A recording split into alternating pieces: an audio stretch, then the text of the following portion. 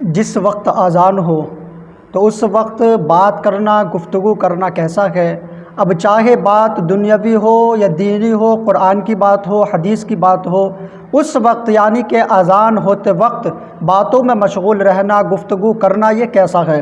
تو اس کے تعلق سے ارشاد فرمایا کہ جب اذان ہو تو بالکل خاموش ہو جائیں اور اذان کا جواب دیں۔ جو حضرات اذان کے وقت باتوں میں مشغول رہتے ہیں ان کے لیے یہ خوف ہے معاذ اللہ کہ مرتے وقت ان کو کلمہ نصیب نہیں ہوگا، اس بات کا خوف ہے۔ تو جس وقت اذان ہو اس وقت خاموش ہو جائیں، یہاں تک کہ اگر قرآن شریف کی تلاوت بھی کر رہے ہیں تو حکم یہ ہے کہ قرآن شریف کی تلاوت کرنا موقوف کر دیں، قرآن شریف کی تلاوت اتنی دیر نہ کریں بلکہ اذان سنیں اور اذان کا جواب دیں۔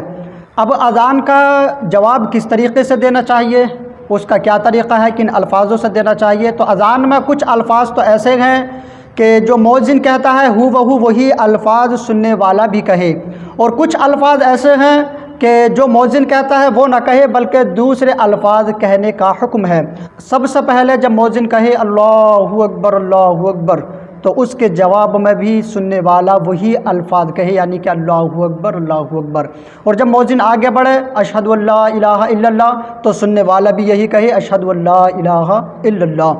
لیکن جب مؤذن کہے اشہد ان محمد رسول اللہ تو پھر اب سننے والے کے لیے یہ حکم ہے کہ وہ اپنے دونوں انگوٹھوں کو اس طریقے سے بوسہ دے، اور بوسہ دینے کے بعد میں آنکھوں پر لگائے اور کہے قرۃ عینی بک یا رسول اللہ اللہم متعنی والسمع والبصر۔ اور اگر یہ پورا یاد نہ ہو تو صرف اتنا کہہ لے قرۃ عینی بک یا رسول اللہ۔ اسی طریقے سے جب آگے بڑھے، جب مؤذن کہے حی علی الصلاۃ تو سننے والا کہے لا حول ولا قوۃ الا باللہ۔ اسی طریقے سے جب اور آگے بڑھے حی علی الفلاح پر پہنچے اور کہہ کر کے خاموش ہو تو سننے والا بھی یہی کہے لا حول ولا قوۃ الا باللہ۔ اس کے بعد میں جب مؤذن اللہ اکبر کہے اللہ اکبر تو پھر سننے والا بھی اللہ اکبر کہے اور لا الہ الا اللہ کا جواب لا الہ الا اللہ ہی دے۔ لیکن فجر کی اذان میں ایک کلمے کا اور اضافہ کیا جاتا ہے، وہ کلمہ کیا ہے؟ الصلاۃ خیر من النوم۔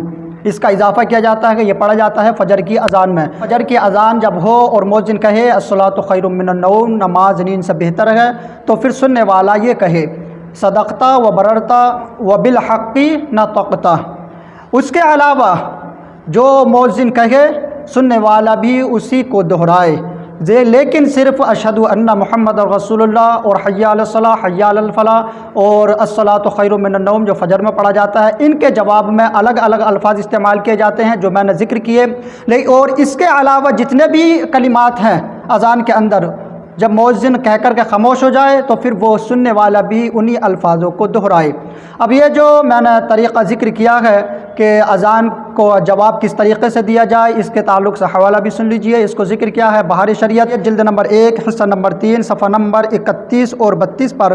امید کرتا ہوں آپ حضرات سمجھ گئے ہوں گے۔ اسی طریقے سے دیگر دینی معلومات حوالے کے ساتھ جاننے کے لیے جڑے رہیے ہمارے چینل سے، اور جن حضرات نے ابھی اس کو سبسکرائب نہیں کیا ہے ان سے گزارش ہے کہ وہ سبسکرائب کر لیں تاکہ اسی طریقے سے دیگر دینی معلومات حوالے کے ساتھ آپ تک پہنچ سکیں۔